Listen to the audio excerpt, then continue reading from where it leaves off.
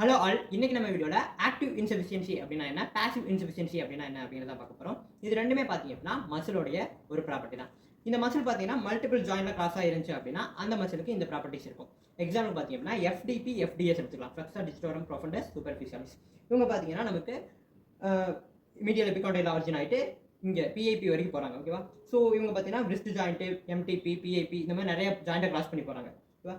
So நமக்கு இது ஒரு மல்டிபிள் ஜாயிண்ட்டை கிராஸ் பண்ணக்கூடிய மசில். இப்போ இந்த மசில்லையும் பார்த்தீங்கன்னா ஆக்டிவ் இன்சஃபிஷியன்சி நம்ம பார்க்க முடியும். ஓகேவா? ஸோ இந்த மசில் ஃபஸ்ட்டு இங்கே ஷார்டன் ஆகுது. ஓகேவா? பிரிஸ்ட் ஜாயிண்ட்டில் ஷார்டன் ஆகுது அப்படின்னா ஃபிங்கர்ஸில் ஷார்டன் ஆகாது. ஓகேவா? ஃபுல்லாக ஷார்டன் ஆகாது, டைட்னஸ் கம்மியாகிடும். அதுவே பிரிஸ்ட் ஜாயிண்ட்டில் ஷார்டன் ஆகலை அப்படின்னா இங்கே ஃபுல் டைட்னஸ் இருக்கும். அதை நான் சொல்லி காட்டுறேன். இப்போ பார்த்தீங்கன்னா என்னால் பேனாவை ஃபுல்லாக கிரிப்பாக பிடிக்க முடியுது.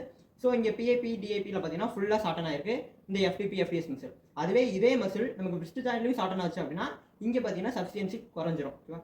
ஸோ இப்போ பாருங்கள், என்னால் பேனாவை ஈஸியாக எடுக்க முடியுது. ஏன் அப்படின்னா இங்கே வந்து என்னால் ஃபுல்லாக டைட்னஸ் கொடுக்க முடியல.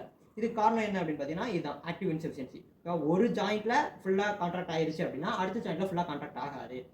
அதே சேம் டைம் பார்த்தீங்கன்னா எக்ஸ்டென்சார் குரூப்பில் என்ன நடக்குது அப்படின்னா ஒரு ஜாயிண்ட்டில் ஃபுல்லாக லென்த்தன் ஆயிடுச்சு அப்படின்னா இன்னொரு ஜாயிண்ட்டில் ஃபுல்லாக லென்த்தன் ஆகாது. ஓகேவா? இப்போ எக்ஸ்டென்சார் குரூப் பார்த்தீங்கன்னா இந்த ஜாயிண்ட்டில் ஃபுல்லாக பிரிஸ்ட் ஜாயிண்ட்டில் ஃபுல்லாக லென்த்தன் ஆயிடுச்சு இங்கேயே. ஓகேவா? ஸோ அதனால் இங்கேயும் பார்த்தீங்கன்னா லென்த்தன் ஆக முடியல, ஆப்போசிட் சைடு லென்த்தன் ஆக முடியல. ஓகேவா? ஸோ இது பார்த்தீங்கன்னா ஆக்டிவ் வந்து பாசிவ் இன்சஃபிஷியன்சி. இப்போ அதுவே நம்ம லோவர் லிம்பில் ஒரு எக்ஸாம்பிள் பார்க்கலாம். Lower லிம்பில் quadriceps. குவாட்ரிசெப்ஸோட வேலை என்ன அப்படின்னா ஹிப் ஜாயிண்ட்ல ஃப்ளெக்ஷன், நீ ஜாயிண்ட்ல எக்ஸ்டென்ஷன். ஹிப் ஜாயிண்ட்ல ஃப்ளெக்ஷன் பண்ணும்போது ஷார்டன் ஆகும். ஓகேவா? ஸோ ஹிப் ஜாயிண்ட்ல ஃப்ளெக்ஷன் பண்ணிட்டே ஷார்டன் ஆயிடுச்சு. இப்போ பார்த்தீங்கன்னா நீ எக்ஸ்டென்ஷன் பண்ண முடியுமா அப்படின்னு கேட்டால் ஃபுல்லாக பண்ண முடியாது. இப்போ நார்மலாக நம்ம நீ எக்ஸ்டென்ஷன் இப்படி ஃபுல்லாக பண்ணலாம். ஆனால் நமக்கு இப்போ ஃப்ளெக்ஷனில் இருக்கும்போது நீ எக்ஸ்டென்ஷன் இவ்வளோ தான் பண்ண முடியுது. அட் த சேம் டைம் ஹாம்ஸ்ட்ரிங்ஸில் என்ன நடக்குது அப்படின்னு ஆக முடியல. இது பாசிவ் இன்சஃபிஷியன்சி, இது ஆக்டிவ் இன்சஃபிஷியன்சி. ஓகேவா? ஸோ ஒரு இடத்துல ஷார்டன் ஆயிடுச்சு அப்படின்னா இன்னொரு இடத்துல ஷார்டன் ஆகாது, இது ஆக்டிவ் இன்சஃபிஷியன்சி. அதே போல் ஒரு இடத்துல லென்த்தன் ஆயிடுச்சு அப்படின்னா இன்னொரு இடத்துல லென்த்தன் பண்ண முடியாது, இது பாசிவ் இன்சஃபிஷியன்சி. இன்னைக்கு நம்ம வீடியோவில் ஆக்டிவ் இன்சஃபிஷியன்சி, பாசிவ் இன்சஃபிஷியன்சி அப்படின்னா என்னங்கிறத டீட்டெயிலாக பேசிட்டோம்.